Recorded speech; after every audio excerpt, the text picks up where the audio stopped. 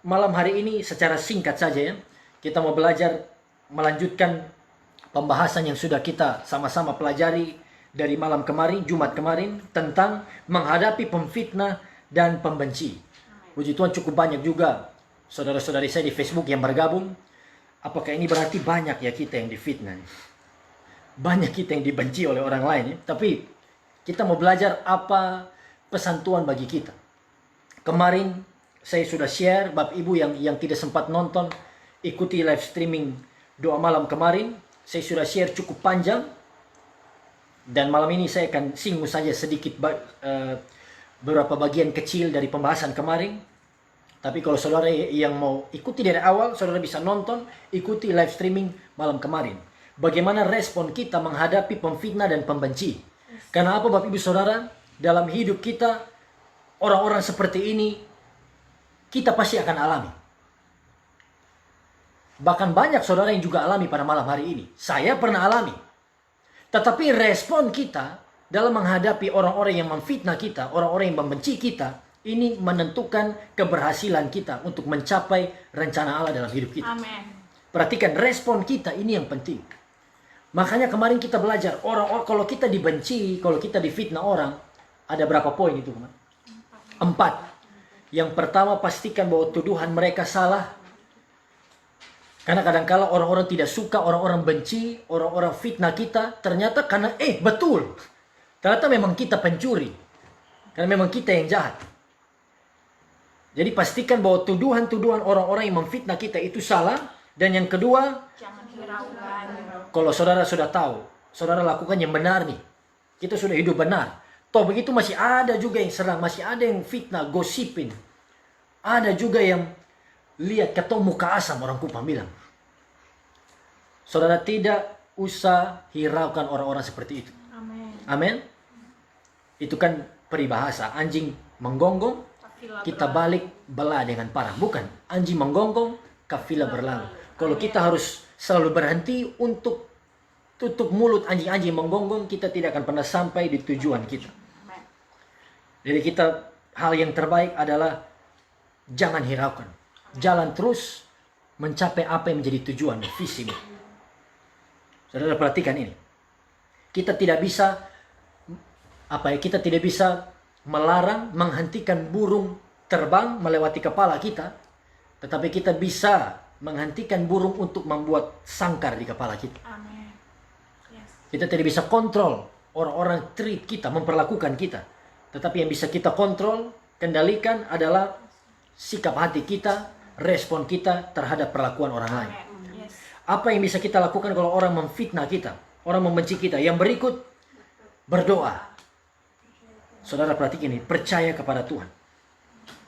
Waktu kita berdoa, waktu kita percaya pada pembelaan Tuhan, saudara, di Alkitab begitu banyak contoh, cerita tentang orang-orang yang difitnah, tentang orang-orang yang jadi korban kebencian dari orang lain, ingin dibunuh. Daud dikejar-kejar oleh Saul, mau dibunuh, sampai Daud harus lari ke Filistin. Itu ada peristiwanya. Daud lari ke Filistin, Tuhan hukum lagi dia di Filistin, di Ziklag. Daud sempat lari juga, Alkitab catat Daud pernah jadi seperti orang gila, pura-pura seperti orang gila. Tetapi kalau kita ada di pihak yang benar, kalau kita tidak berbuat salah, perhatikan saudara, tapi orang menyerang kita, jangan takut, jangan khawatir, Tuhan yang akan membela kita. Kebenaran kita, firman Tuhan mencatat, dia akan memunculkan kebenaran kita seperti siang. Kebenaran kita akan muncul seperti terang. Perhatikan ini. Di dalam Imamat 19 ayat 16 sampai 17, ayat pertama yang kita baca pada malam hari ini, Imamat 19 ayat 16 sampai 17, Tuhan sudah berikan larangan, peringatan bagi orang Israel, bahkan bagi setiap kita juga. Mari kita baca bersama-sama. 1, 2, 3. Janganlah engkau pergi kian kemari menyebarkan fitnah di antara orang-orang sebangsamu. Janganlah engkau mengancam hidup sesamamu manusia. Akulah Tuhan. Janganlah engkau membenci saudaramu di dalam hatimu, tetapi engkau harus berterus terang menegur orang sesamamu. Dan janganlah engkau mendatangkan dosa kepada dirimu karena dia. Amin. Saudara, perhatikan ini. Tuhan dengan jelas berikan peringatan pada kita. Jangan pergi kian kemari menyebarkan fitnah. Atau dalam istilah kekiniannya, istilah kerennya, jangan people datang pergi ke sana kemari untuk sebarkan gosip. Makin digosok, makin sip. Nanti kita akan lihat, saudara. Tuhan berikan peringatan. Jangan sebarkan fitnah. Kemudian ayat 17, jangan engkau membenci saudaramu di dalam hatimu. Tetapi engkau harus berterus terang menegur orang sesamamu. Dan janganlah engkau mendatangkan dosa kepada dirimu karena dia. Amin. Saudara, kemarin kita juga belajar bagaimana kenapa orang benci dengan kita. Mengapa orang benci dan memfitnah kita. Alasan utamanya seringkali karena iri hati. Sama-sama bilang iri hati. Iri hati, jealous, cemburu. Karena mungkin saudara lebih berhasil dari dia. Saudara lebih diberkati. Lalu mereka mulai iri, mereka mulai cemburu. Timbul kebencian. Dan karena benci, dia tidak mau dirinya di bawah saudara. Dia mulai sebarkan fitnah, mulai menggosip, berusaha untuk menjatuhkan saudara. Tapi dimulai dari iri hati. Tetapi saudara, ada juga orang yang, perhatikan ini, ada juga orang yang membenci kita karena orang yang memfitnah kita membenci kita karena karakternya yang rusak. Karena memang ini orang jahat. Karakternya sudah hancur, sudah parah. Makanya kebiasaannya, ini hobinya dia. Hobinya dia itu benci orang. Hobinya dia itu gosipkan orang. Memfitnah orang. Iya kan? Ada orang seperti ini, Bapak Ibu. Bahkan orang Kristen pun, orang percaya pun. Dalam golongan orang percaya ada yang seperti ini. Begitu lihat ibu-ibu, ya kan, dia mulai, ini ibu satu nih, badak tebal mati. Badak tebal di muka, tapi di leher dengan tangan hitam. Muka sendiri yang putih, leher dan tangan hitam. Nah ini orang memang dia karakternya rusak. Makanya Bapak Ibu, ibu-ibu, nona-nona, perhatikan kalau pakai make up juga, make up dengan baik. Kalau muka putih, jangan terlalu putih sampai beda dengan leher dengan tangan. Itu bahaya, saudara. Jadi kalau perlu pakai bedak merata. Saudara beli satu dos untuk tutup semua putih. Ada orang yang memang karakternya rusak, suka gosip. Dan hobinya memang benci orang. Nah kalau orang-orang seperti ini, saudara, jangan diladenin. Iya kan? Jangan dihiraukan. Karena memang karakternya yang sudah rusak. Karakternya sudah hancur. Fitnah ini, saudara, gosip, fitnah itu dimulai, kemarin saya katakan di bagian akhir. Fitnah, gosip itu dimulai ketika kita menghakimi. Sama-sama bilang menghakimi. Waktu kita senang menghakimi orang lain, menilai orang lain. Dan perhatikan waktu kita salah menilai orang. Dan kita ucapkan, kita mengatakan pada orang lain tentang penilaian kita yang salah itu. Itulah gosip, itulah fitnah. Makanya Yesus katakan jangan menghakimi. Jangan pernah menghakimi. Jangan pernah menilai orang lain. Karena apa? Ukuran yang kita pakai untuk menghakimi orang lain akan diukurkan kepada kita. Bapak Ibu Saudara, saya secara pribadi pun saya mengalami ini. Ada beberapa kenalan juga yang saudara kalau kita ngobrol, kalau kita bertemu dalam pelayanan, orang-orang ini mereka senang menilai. Mulai menilai. Kita ngobrol-ngobrol, nanti ini orang semua mulai ngomong, wih, itu pendeta tuh, dia melayani hanya cari uang. Ini pendeta melayani hanya cari untung. Kalau pendeta yang ini, kalau pendeta yang ini, wih, ini motivasi susah lah melayani. Ini pendeta yang ini motivasi susah lah. Saudara, dia mulai nilai pendeta A, ya kan, menilai pendeta B, menilai motivasi dari si A, motivasi dari si B. Yang ini melayani hanya untuk dipuji orang. Ini melayani hanya untuk populer dan lain sebagainya. Ada orang seperti itu, saudara. Dan saya berulang kali bertemu juga dengan teman hamba-hamba Tuhan seperti ini. Saudara, waktu kita nilai orang lain, perhatikan, apakah betul yang dia nilai itu benar? Saudara, tidak ada jaminan. Waktu kita menilai orang lain, penilaian kita tentang orang itu benar atau salah, tidak ada jaminan. Makanya Yesus katakan jangan menghakimi. Karena kalau kita mudah menilai orang lain, kita mulai menilai, oh yang ini satu kurang baik. Ini dia pelayanannya kurang memberkati dan lain sebagainya. Kita menilai dan kita sampaikan kepada orang lain. Jadilah fitnah. Jadilah pembunuhan karakter. Saudara menjelekkan orang lain. Saudara apalagi menggosipkan orang lain. Inilah fitnah. Pembunuhan karakter. Makanya Bapak Ibu Saudara, di dalam kehidupan kita jangan pernah mau jadi orang yang suka menghakimi atau menilai keadaan orang lain. Perhatikan ini. Sama-sama bilang amin. Amin. Karena apa? Penghakiman saya dan saudara tidak sempurna. Penghakiman kita tidak sempurna. Kalaupun benar, perhatikan, kalaupun penilaian kita benar, iya kan? Orang itu kedapatannya memang motivasinya salah. Orang itu memang mau cari uang dan lain sebagainya. Kalaupun benar, itu bukan urusan kita untuk beritahu pada orang lain. Apalagi kita memfitnah, kita menggosipkan. Dan jadi senang karena kita menceritakan orang lain. Saudara, Tuhan menentang orang-orang yang seperti ini.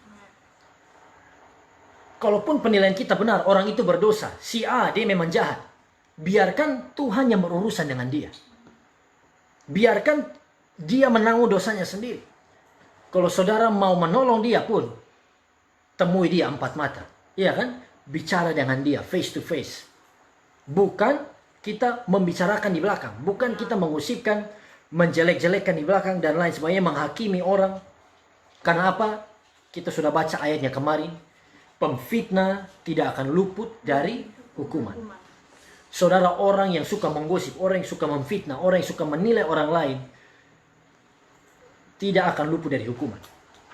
Di dunia ini, pasti dia akan kena hukuman. Dan tentu di dunia yang akan datang, iya kan? Tuhan sudah bilang, ada ayat di dalam firman Tuhan, pemfitnah, iya kan? Orang cabul, orang kikir, pemfitnah tidak akan mendapat bagian dalam kerajaan surga. Saudara dengar baik.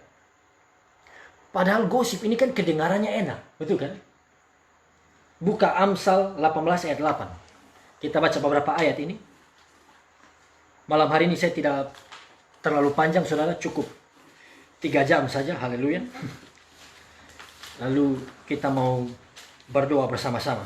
Amsal 18 ayat 8. Ya, bisa dibacakan? Perkataan pemfitnah seperti sedap-sedapan yang masuk ke lubuk hati. Amsal 18 ayat 8. Perkataan pemfitnah seperti sedap-sedapan yang masuk ke lubuk hati. Nah ini. Perkataan penggosip, iya kan, orang-orang yang menggosip, orang-orang yang menilai orang lain, menjelekkan orang lain. Itu waktu kita dengar, wih rasanya enak, betul kan? Rasanya, wih seru, terus. Kita mau dengar terus, mau dengar gosip terus. Perkataan pemfitnah itu seperti sedap-sedapan yang masuk di dalam lubuk hati. Tetapi saudara, hukuman akan jadi bagian saudara. Di dalam 1 Korintus, kita buka lagi, 1 Korintus 5 ayat 11 sampai 13. Paulus menulis tentang ini. 1 Korintus 5 ayat 11 sampai 13 bisa dibacakan? Tetapi yang kutuliskan kepada kamu ialah supaya kamu jangan bergaul dengan orang yang sekalipun menyebut dirinya saudara adalah orang cabul, kikir, penyembah berhala, pemfitnah, pemabuk, atau penipu. Dengan orang-orang yang demikian, janganlah kamu sekali-kali makan bersama-sama. Sebab dengan wewenang apakah aku menghakimi mereka yang berada di luar jemaat? Bukankah kamu hanya menghakimi mereka yang berada di dalam jemaat? Mereka yang berada di luar jemaat akan dihakimi Allah. Usirlah orang yang melakukan kejahatan dari tengah-tengah kamu. Amin. Amin. Paulus berkata apa? Yang kutuliskan kepada kamu ialah supaya kamu jangan bergaul dengan orang yang sekalipun menyebut dirinya saudara. Artinya di sini orang-orang yang percaya pada Tuhan, ya kan? Orang-orang yang sama-sama orang percaya dengan kita, orang Kristen, tetapi mereka apa? Adalah orang cabul, kemudian kikir, penyembah berhala, berikutnya apa? Pemfitnah. Pemfitnah, tukang gosip, dan lain sebagainya istilahnya. Jangan sekali-kali bergaul dengan mereka. Ada ayat firman Tuhan juga katakan, pergaulan yang buruk merusakkan kebiasaan yang baik. Bapak Ibu Saudara, seperti yang kemarin juga sudah saya katakan, waktu kita bergaul juga dalam hidup kita bersosialisasi, kita jangan cepat, jangan gampang percaya, ya kan, penilaian orang, kata-kata orang tentang orang lain, mungkin teman kita, bahkan saudara kita pun yang berkata-kata tentang orang lain. Jangan cepat kita percaya. Jangan cepat terima, makan mentah-mentah. Ya kan, karena ada orang yang dengar khotbah ini lalu bilang, aduh Pak Pendeta, saya itu tidak suka dengar gosip. Saya tidak suka dengar gosip. Hanya dari orang dekat saja. Hanya dari keluarga saya, hanya dari sahabat-sahabat saya dengar. Sama juga saudara. Siapapun, kalau itu gosip, kalau sahabatmu, kalau temanmu membicarakan orang lain, menjelekkan orang lain, jangan langsung terima mentah-mentah. Saudara harus, apa istilahnya, cross check, iya kan? Double check. Saudara harus pastikan kebenarannya, apakah betul atau tidak dia seperti itu. Karena waktu kita percaya cepat kepada penilaian orang lain, itu seperti yang saya katakan, kita menelan makanan yang dikunyah orang lain. Orang lain yang kunyah, orang lain suka si noe. Saudara bisa search di Google Translate, noe, apa itu noe? Seorang suka noe itu makanan, kemudian kita telan. Waduh, itu kan bahaya. Karena itu saudara, jangan bergaul dengan penggosip. Bilang di kanan kiri, jangan bergaul dengan penggosip. Jangan bergaul dengan Pemfitnah, penggosip, dan lain sebagainya. Mazmur 109, kita akan lihat bagian terakhir ini. Upah dari pemfitnah. Nah, orang-orang yang gemar pemfitnah, ini menjadi doa dari Daud. Dan kalau kita lihat kata-katanya, kata-kata Daud ini saudara, sebenarnya ini juga jadi kenyataan. Orang-orang yang suka memfitnah akan alami ini. Saudara yang suka menggosip, memfitnah, menjelekkan orang lain. Kita baca Mazmur 109 ayat 1 sampai 20. Saya baca ayat 1, Bapak Ibu ayat 2, kita bergantian. Sampai ayat 20 kita bersama-sama. Doa seorang yang kena fitnah. Lihat judulnya saja. Doa seorang yang kena fitnah. Untuk pemimpin biduan. Mazmur Daud. Ya Allah, pujianku, janganlah berdiam diri. Sebab mulut orang fasik dan mulut penipu ternganga terhadap aku. Mereka berbicara terhadap aku dengan lidah dusta. Dengan kata-kata kebencian mereka menyerang aku dan memerangi aku tanpa alasan. Sebagai balasan terhadap kasihku, mereka menuduh aku, sedang aku mendoakan mereka. Perhatikan, sebagai balasan terhadap kasihku mereka menuduh aku. Inilah peribahasa, air susu dibalas dengan air tuba. Kita sudah buat baik dengan orang, kita sudah bantu mereka, tolong mereka, tapi mereka masih fitnah juga, mereka masih serang kita. Saudara, jangan dendam, jangan marah, serahkan pada Tuhan. Amin. Ayat 4 saya bacakan. Mereka membalas kejahatan kepadaku, ganti kebaikan, dan kebencian ganti kasihku. Ayat 6. Angkatlah seorang fasik atas dia, dan biarlah seorang pendakwa berdiri di sebelah kanannya. Apabila ia dihakimi, biarlah ia keluar sebagai orang bersalah, dan biarlah doanya menjadi dosa. Biarlah umurnya berkurang, biarlah jabatannya diambil orang lain.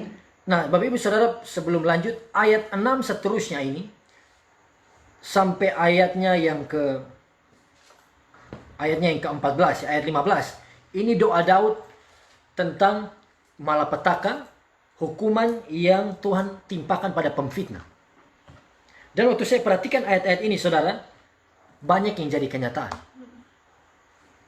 Karena ini firman Tuhan. Amin. Setiap firman Tuhan kita percaya, setiap firman Tuhan, tulisan yang diilhamkan Allah atau dinafaskan Allah, firman Tuhan itu pasti digenapi. Amin. Bahkan tentang hal ini pun, tentang orang-orang yang memfitnah pun. Kembali ayat 6, angkatlah seorang fasik atas dia, dan biarlah seorang pendakwa berdiri di sebelah kanannya. Ayat 7, apabila ia dihakimi, biarlah ia keluar sebagai orang bersalah, dan biarlah doanya menjadi dosa. Orang-orang yang memfitnah, pemfitnah, orang-orang yang suka menjelekkan orang lain, menyerang orang lain. Saudara, jangan heran waktu engkau ada di dalam pengadilan contohnya. Engkau bisa keluar sebagai orang yang kalah. Waktu engkau berdoa, doamu menjadi apa? Dosa. Lanjut baca ayat 8. Biarlah umurnya berkurang, biarlah jabatannya diambil orang lain. Umur pendek. Orang yang gemar memfitnah, orang yang gemar menggosip. Daud berdoa supaya umurnya berkurang. Dan kita juga lihat banyak orang yang jahat. Orang-orang yang pemfitnah semasa hidupnya. Umurnya pendek. Mati dengan cara-cara yang tidak wajar. Cara-cara yang mengerikan. Saudara lihat. Bagaimana supaya kita umur panjang. Takut akan Tuhan, berbuat yang benar. Lihat yang berikutnya. Biarlah jabatannya diambil orang lain. Ayat 8. Umurnya berkurang, biarlah jabatannya diambil orang lain. Bapak Ibu Saudara, banyak orang yang karena jabatan, ya kan, untuk posisi, untuk kedudukan, mulai sikut, mulai jilat pimpinan, mulai saling fitnah, saling menyerang.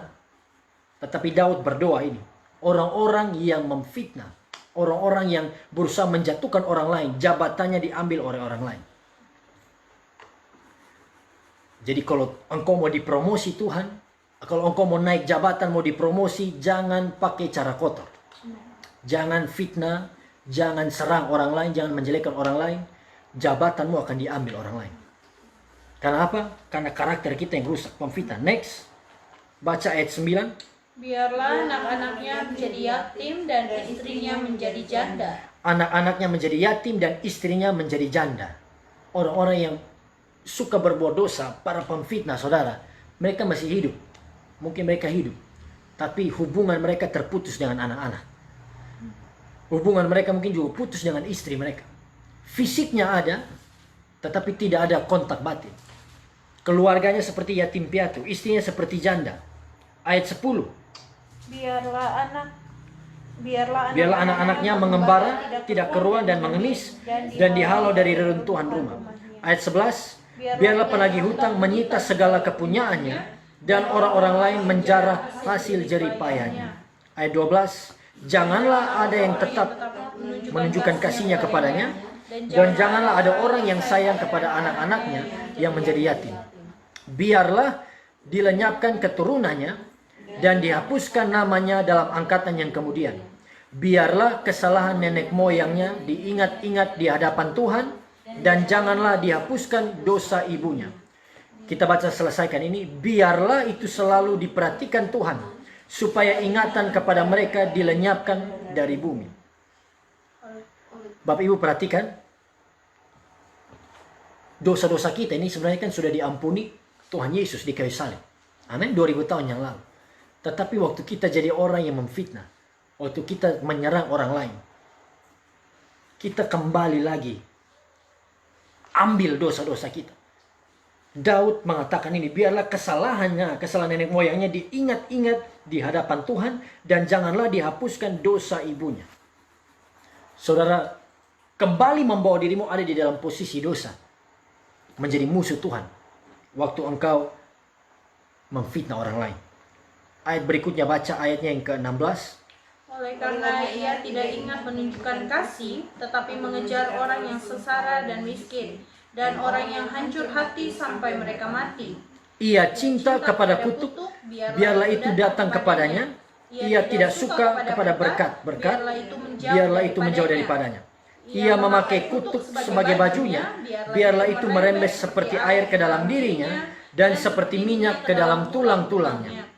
Biarlah itu baginya seperti pakaian yang dikenakannya, sebagai ikat pinggang yang senantiasa dipakainya. biarlah semuanya itu dari pihak Tuhan menjadi upah yang orang yang mendakwa aku dan upah orang-orang yang berkata-kata jahat terhadap aku. Saudara, Daud yang menulis ini, dan Daud melihat ending dari orang yang selalu menyerang dia, selalu memfitnah dia, yang membenci dia. Akhir dari Saul. Daud lihat dengan jelas. Mati di dalam peperangan. Terpisah dari Tuhan. Tetapi Daud yang dibenci-benci, Daud yang dikejar-kejar. Waktu saya dan saudara tetap ada di posisi benar. Kita tetap lakukan yang baik, lakukan yang benar. Walaupun orang-orang tidak suka, tetap serahkan ke dalam tangan Tuhan. Jangan benci, kemarin saya sudah sampaikan, jangan ada akar pahit. Saudara jangan balas yang jahat dengan jahat. Jangan juga benci mereka.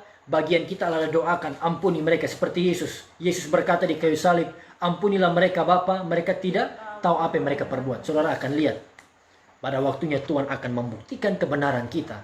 Kita akan menjadi orang-orang yang bersinar, yang diberkati, diangkat Tuhan.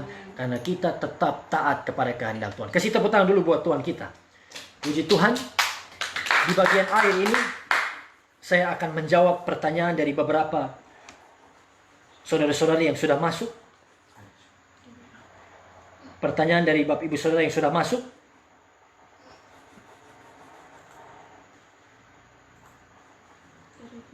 Dari kemarin, iya. Ada pertanyaan dari Nyong Warlela Lesiala Payara. Itu cukup panjang ya. Pak Pendeta, saya mau tanya, kalau kita menyampaikan sesuatu yang baik buat mereka, namun tanggapannya terhadap saya, kalau saya orangnya sok suci. Mau menilai orang lain, lihatlah diri sendiri dulu baru koreksi orang lain. Padahal apa yang saya sampaikan benar-benar tulus dari hati saya. Mereka sadar dan bertobat.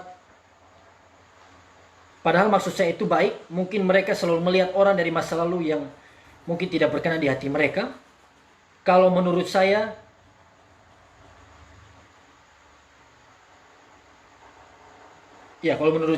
apa yang saya sampaikan itu kalau baik ya terima. Kalau tidak baik, jangan diambil. Minta pendapatnya Bapak Pendeta. Nah, pertanyaan dari Nyong Warlela Lesiela Payara. Cukup panjang namanya. Nah, jadi saudara, semoga saudara ini yang bertanya ini mengikuti pada malam hari ini. Ini pertanyaan dari kemarin malam. Jadi, apa pendapat saya kalau misalnya saudara, khususnya dari saudara kita ini, yang berusaha untuk menegur, ya kan, menyampaikan sesuatu yang baik, tetapi ditanggapi oleh orang lain, khususnya oleh orang yang dia tegur itu bilang kamu sok suci, ya kan, kamu sok benar, sok mau mengatur, mau menegur. Perhatikan dulu hidupmu sendiri, dirimu sendiri, baru tegur orang lain. Menurut saya, kalau kita alami di posisi seperti ini, kita tidak perlu merasa terhakimi juga, kita tidak perlu merasa sakit hati, kecewa juga. Yang penting kita sudah lakukan bagian kita. Dengar baik. Ada ayat di dalam Amsal seperti ini. Teguran yang nyata lebih baik dari kasih yang tersembunyi. Ayat firman Tuhan juga katakan seperti ini. Ya kan?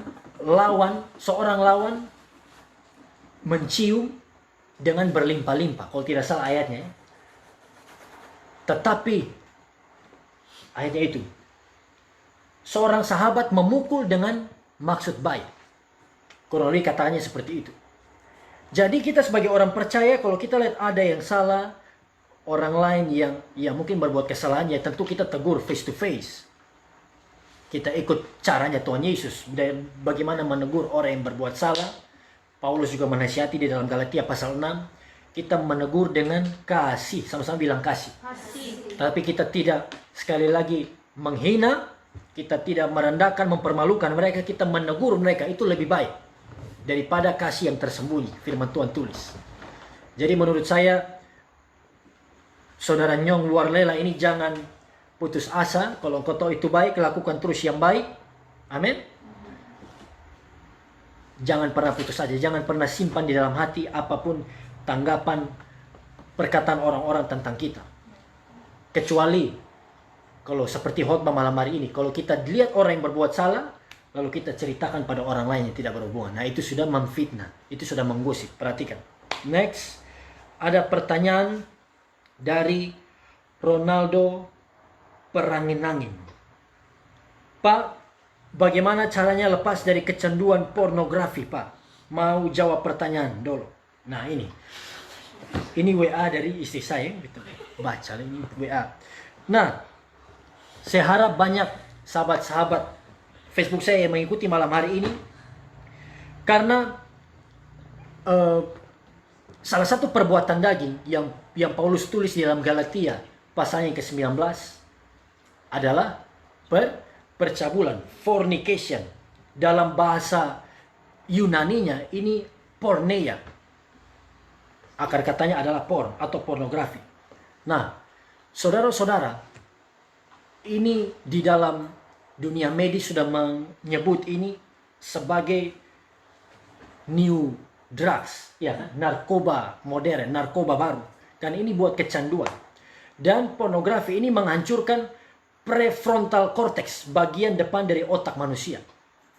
Itu bagian yang untuk membedakan baik dan buruk, baik dan jahat. Bagian untuk membuat kita konsentrasi. Jadi menurut saya, bagaimana untuk lepas? Paulus sudah mengatakan ini, jauhilah percabulan. Flee sexual immorality. Saudara, dosa-dosa yang lain kita bisa kontrol dengan penguasaan diri, contohnya. Kalau kita orangnya temperamen, kita belajar untuk bersabar, tahan kata-kata kita, tahan untuk tidak cepat marah, kita bisa kuasai. Tetapi kalau bicara soal godaan seksual, entah kalau kita dengan lawan jenis bersama-sama, atau kalau kita digoda, kalau kita sudah terbiasa nonton film porno dan lain sebagainya, yang terbaik yang kita lakukan adalah ganti channel kita. Flee. Lari, jauhi. Jangan coba-coba berkata dalam hatimu, oh beta bisa tangani ini. Ini bahasa Kupang ya beta. Saya bisa handle ini. Oh ini aman. Saudara, hati-hati.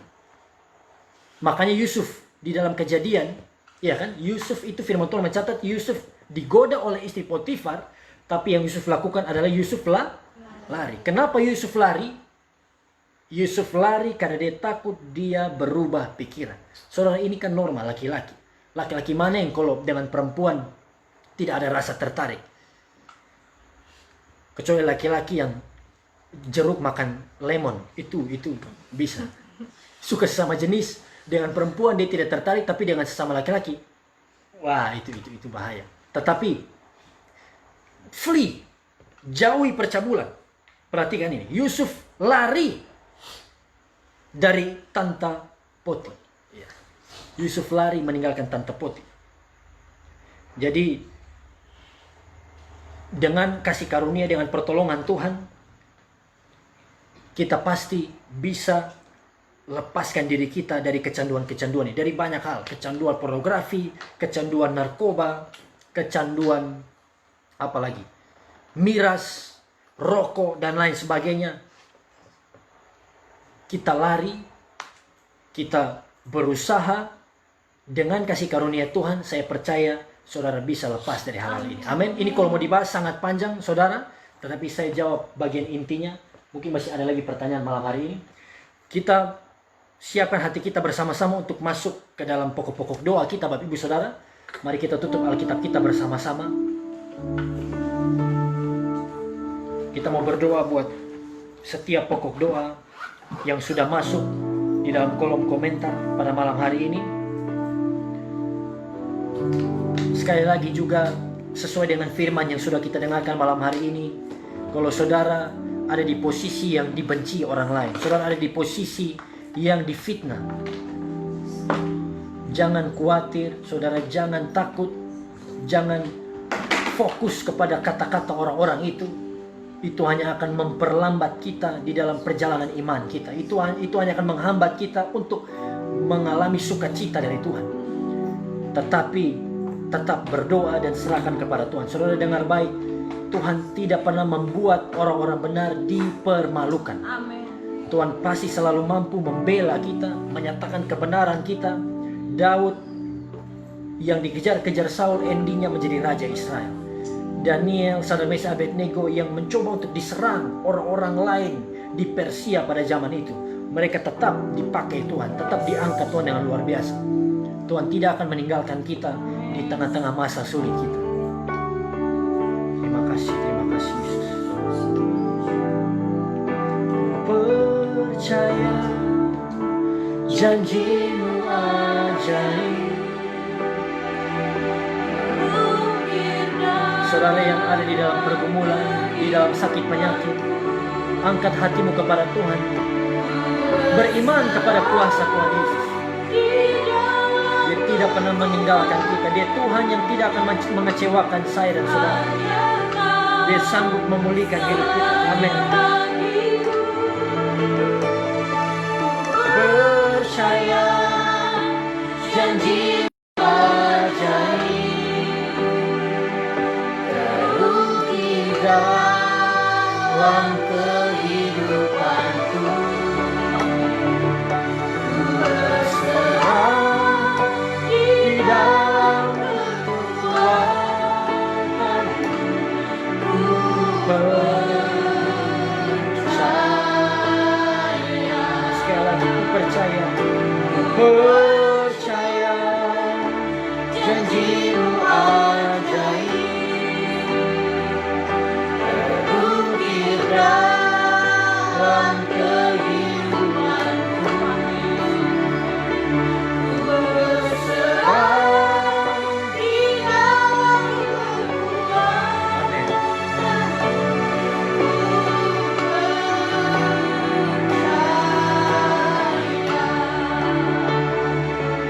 Mari satukan hati, saya akan berdoa bagi setiap saudara yang malam hari ini bergumul, berjuang dengan orang-orang yang membenci kamu, orang-orang yang mungkin selalu memfitnah. Bapa di dalam surga, malam hari ini Engkau melihat setiap kami, khususnya saudara-saudari kami yang mengikuti live streaming ini ya Tuhan. Kami yang menjadi korban iri hati dari orang lain, kami yang mungkin sudah berbuat baik kepada saudara, pada sahabat kami, tetapi mereka membalasnya dengan perbuatan yang jahat. Orang-orang yang memfitnah kami, yang menjatuhkan kami ya Tuhan. Malam hari ini hamba mau berdoa di dalam nama Tuhan Yesus Kristus. Kekuatan ilahi dari Tuhan menjadi bagian dari setiap kami. Kalaupun kami ada di dalam kesalahannya Tuhan, yang membuat celah bagi orang-orang lain, membicarakan kami, Tuhan tolong kami, pulihkan kehidupan kami ya Tuhan. Bantu kami untuk bisa berubah dalam nama Yesus Kristus, sehingga tidak ada celah dalam hidup kami yang bisa membuat kami dibicarakan oleh orang lain.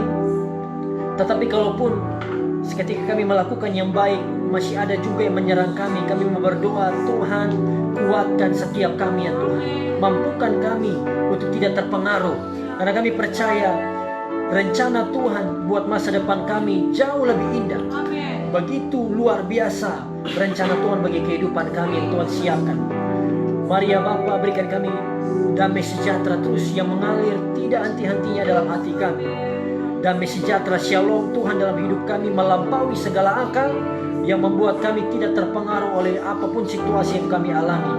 Bahkan situasi krisis oleh karena wabah corona sekalipun, kami tetap bersuka cita, kami tetap ada di dalam damai sejahtera Tuhan. Terima kasih ya Bapa.